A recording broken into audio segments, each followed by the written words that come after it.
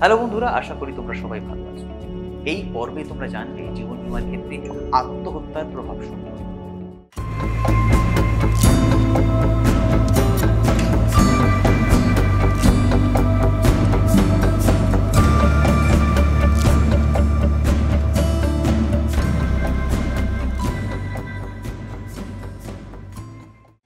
মরিতে চাহি না আমি সুন্দর উপরে, মানবের মাঝে আমি বাঁচি বাঁচি। বিশ্বকবির কথা আমাদের সবার কানে বাজে, কিন্তু বেশ কিছু মানুষ তার নিজের নানা কষ্ট দুঃখ ভুলতে গিয়ে আত্মহত্যার করতে চায়। সে তো জানেই না তার এই সিদ্ধান্তে তার পরিবারের কাছের মানুষগুলোর এই সাংঘাতিক ক্ষতি হয়ে গেল। অনেক ক্ষেত্রে সে ভাবে তার জীবন বীমা করা আছে, অতএব তার পরিবার সেখান থেকে তার মৃত্যুর পরে বেশ কিছু টাকা পেয়ে যায়। কিন্তু বিষয়টা অত সহজ না।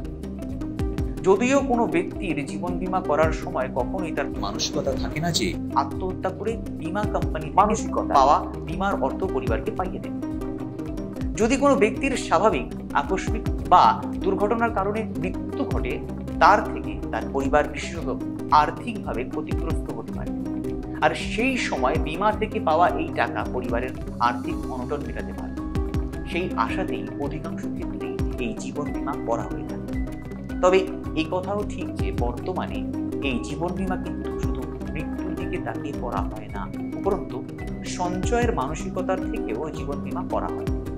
বীমা চুক্তিতে বলা হয়েছে মেয়াদ পূর্তির পর বীমা গ্রহীতা মারা গেলে তার নমিনিকে বীমা কোম্পানি চুক্তি অনুযায়ী টাকা দিয়ে দেবে। কিন্তু যদি সেই ব্যক্তি আত্মহত্যা করে, তাহলে পরিসংখ্যান বলছে পৃথিবীতে প্রতি বছর 4 লাখের বেশি লোক সুইসাইড করে, মানে প্রতি মিনিটে 40 জনের বেশি মানুষ সুইসাইড করছে।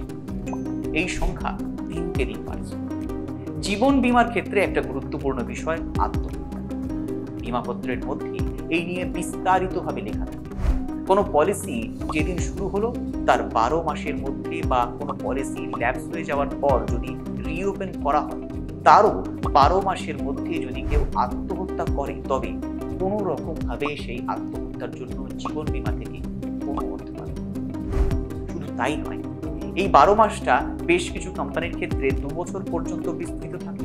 মানে বীমা করার পর প্রথম 2 বছরের মধ্যে আত্মহত্যা করলে কোনো রকম ভাবে কোনো অর্থ পাবে। তবে ভারতবর্ষে 1 জানুয়ারি 2014 সাল থেকে সুইসাইডের ক্ষেত্রে বীমা রাশি পাওয়ার এক নতুন পদ্ধতি আনা হয়েছে। 1 জানুয়ারি 2014 আগে যারা নিয়েছে তাদের ক্ষেত্রে আত্মহত্যার অর্থ পাওয়ার পুরনো পদ্ধতি প্রয়োগ করা হবে। মানে যারা জীবন বীমা করেছেন তাদের মধ্যে কেউ যদি জীবন বীমা করার 12 মাসের মধ্যে সুইসাইড করেন, তার কোনো অর্থই পাবেন না। জানুয়ারি 2014 পরে যারা জীবন বীমা করেছেন তাদের মধ্যে কেউ যদি জীবন বীমা করার 12 মাসের মধ্যে সুইসাইড করেন, তবে তাকে নির্দিষ্ট অর্থ প্রদান করা হবে।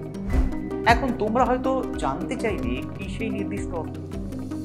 শোনো তো, নতুন প্ল্যান অনুযায়ী কোনো ব্যক্তি যদি মার্কেট লিঙ্ক প্ল্যান করেন, তবে সেক্ষেত্রে তিনি 1 বছরের মধ্যে যত প্রিমিয়াম দিয়েছেন তার ফান্ড ভ্যালুর 100% অর্থ পেয়ে যাবেন। কিন্তু যদি নন ট্র্যাডিশনাল প্ল্যান করেন, সেক্ষেত্রে যত প্রিমিয়াম দিয়েছেন সেই প্রিমিয়ামের 80% অর্থ দেওয়া হবে।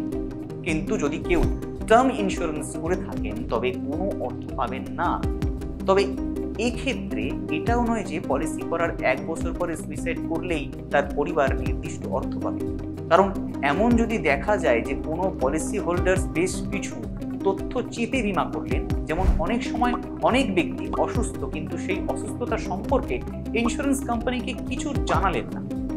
এবার বেশ কিছুদিন অসুস্থ থাকার পর মানসিক অবসাদগ্রস্ত হয়ে তিনি আত্মহত্যা করলে কিন্তু তার আত্মহত্যার জন্য বীমা কোম্পানি থেকে ক্ষতিপূরণ পাওয়া সম্ভব, কারণ তিনি শুরুতেই অসুস্থতার কথাটা বীমা কোম্পানির কাছে গোপন করে গেছেন বা জানান। তাহলে আশা করি বুঝতে পেরেছ জীবন বীমার ক্ষেত্রে আত্মহত্যার কি প্রভাব হতে পারে। পরের পর্বে নতুন বিষয় নিয়ে জানাবো। সঙ্গে থেকো, ভালো। মনে রেখো, 1 জানুয়ারি 2014 আগে কেউ জীবন বীমা করলে, জীবন বীমা করার 1 বছরের মধ্যে আত্মহত্যা করলে তার জন্য নমিনি টাকা পাবে না। 1 জানুয়ারি 2014 পরে কেউ জীবন বীমা করলে, জীবন বীমা করার 1 বছরের মধ্যে আত্মহত্যা করলে তার জন্য নমিনি টাকা পাবে, তবে তার জন্য কিছু শর্ত আছে।